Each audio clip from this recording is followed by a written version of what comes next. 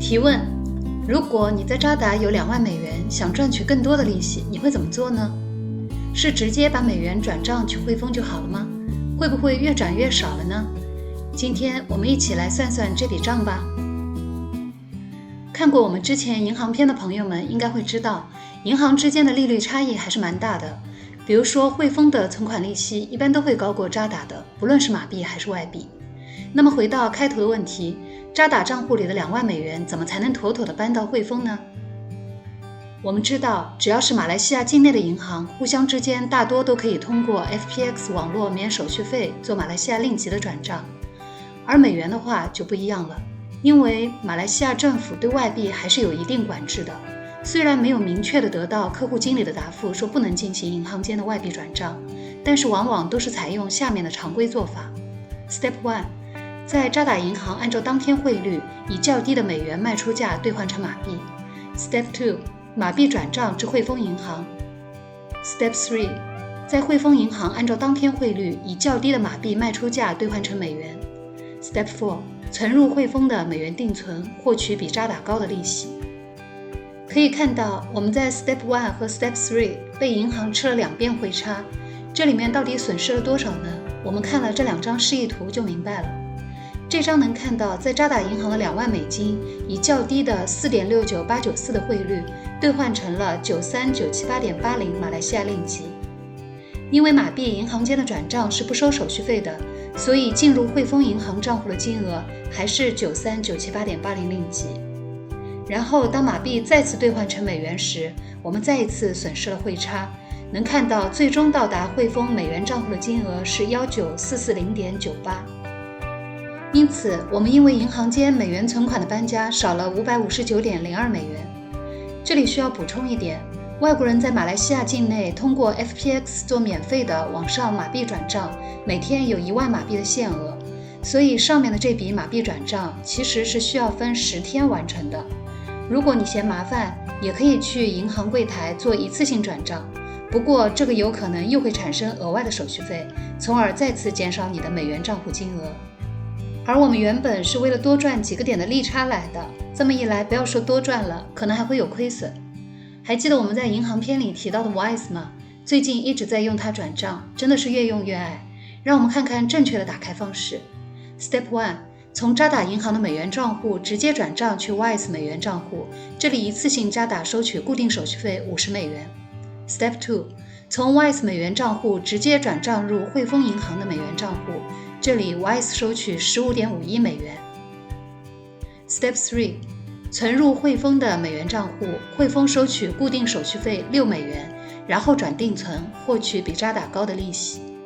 让我们一起来看看最终到达汇丰美元账户的金额是多少。这样就比较明确了，直接银行间的转账因为被银行吃掉了2次汇差，损失了 559.02 美元，而后一种通过 Wise 则仅仅损失了 71.51 美元。由此可见，在这种外币跨行间转账的过程中，手续费的损失和汇差的损失根本就不是一个数量级的，更不要说汇差是随金额增加而增加的，也就是说你转账越多，汇差损失越大，而手续费一般是固定的。不得不说 Wise 真是个神奇的工具。再说说我们之前碰到的情况，和上面说的还稍微有点不一样，账户里不是美元，而是新加坡元。那么这个和美元跨行转账是完全一样的操作吗？稍微有点差异。因为我们是在马来西亚注册的 Wise 账户，我们的新加坡元的子账户只能接受新加坡境内的付款人向我们转账，所以换句话说，就是我们从马来西亚渣打银行无法直接把新加坡元转去我们的 Wise 账户，在别的国家注册的 Wise 账户的情况我们无法得知，所以我们使用了 IB， 即用于投资美股的盈透证券。看一下这张图，如果2万新加坡元从渣打银行转去汇丰银行，按照常规银行的操作，那么还是会出现一样的情况。Step 1， 渣打银行新币账户中的2万新加坡元，按照较低的 3.45254 的汇率兑换成了 69050.80 马来西亚令吉。Step 2，在渣打银行将69050.80马来西亚令吉转入汇丰银行，免手续费。Step 3， 在汇丰银行再次将令吉兑换成新加坡元，实际到账金额19415.91新加坡元。这次新币的银行间搬家会缩水584.09新加坡元。当然，理论上来说，这近7万的马币通过 FPX 做免费网上马币转账，也是需要花7天时间完成的。那么，如果活用 IB， 账户里会多出多少钱呢？一起来看看吧。因为 IB 每月有一次免费的转账机会，不限金额，所以这次转账的话 ，IB 免手续费，实际只需要支付渣打银行固定手续费68新加坡元。